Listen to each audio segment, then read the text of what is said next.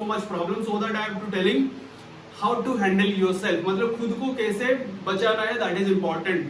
देखिए मैं आपको पहले ही बता देता हूँ, जिस समय आपकी लाइफ में दुख तनाव बढ़ जाता है, you should ask the question to yourself। आप खुद को क्वेश्चन पूछना चाहिए, मैं जीवित क्यों रहना चाहता हूँ और मेरा लाइफ की अल्टीमेट एम क्या है।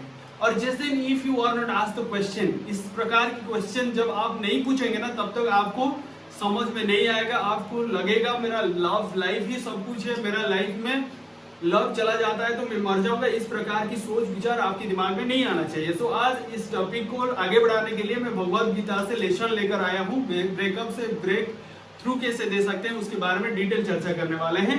सो देखिए, ब्रेकअप उस दिन होता है जिस दिन हम लोग किसी के साथ इमोशनल अटैचमेंट ज्यादा हो जाते हैं, एक दिन वो छोड़ के चला जाता है, उस दिन हम लोग टूट जाते हैं। सो इसी वजह से ब्रेकअप आता है। Yes, am I right? So how to handle yourself, और ब्रेकअप हो जाता है तो कैसे खुद को मेंटेन करना है। सो इसीलिए भगवान श्री कृष्ण कहते हैं cultivate detachment of easy attachment, मतलब किसी के साथ इजीली आप अटैच हो जाते हो, that is difficult for you. So भगवान श्री कृष्ण कहते हैं चैप्टर 2 वर्स नंबर 47 में, कर्मण्येवाधिकारस्ते मां फलेषु कदाचन मां कर्म फले हेतु भ्रुमौ ते संगोस्त्य कर्मणि। इसका मतलब ये होता है, भगवान कहते हैं आपके पास केवल काम करने की अधिकार है, तुम्हारे पास रिजल्ट की इच्छा करना मूर्खता होता है। सो इसीलिए हम लोग किसी को प्रेम करते हैं, ये हम लोग की माइंडसेट है। सामने वाला हम लोग को प्यार करेगा या नफरत करेगा उसके ऊपर डिपेंडेंट है। मतलब आपको कोई फिर भी लव करके छोड़ के चला जाता है, और लव में कभी ब्रेकअप नहीं होता है। जिस दिन आप मान लेते हो मेरा ब्रेकअप हो गया, वो रियल में लव नहीं था। आप ये मान के चलिए, आप तो रियली किसी को लव कर रहे थे, लेकिन सामने वाला तुमको उतना प्यार नहीं कर रहा था।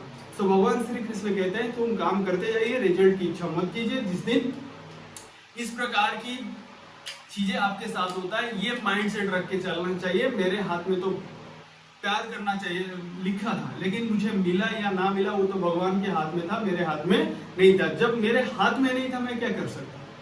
ऐसे सोच विचार आपके दिमाग में आना चाहिए।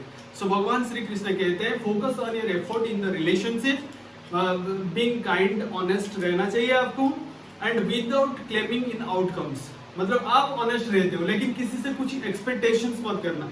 मैं उसको प्यार करता हूँ मतलब वो भी प्यार करेगा, ये थोड़ी ना होता है दुनिया में।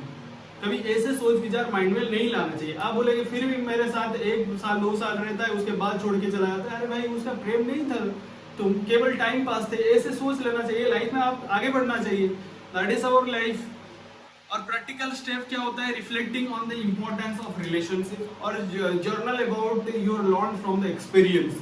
सपोज कोई आपको छोड़ के चला जाता है, उस दिन आप ये महसूस करना चाहिए मैं क्या सीखा,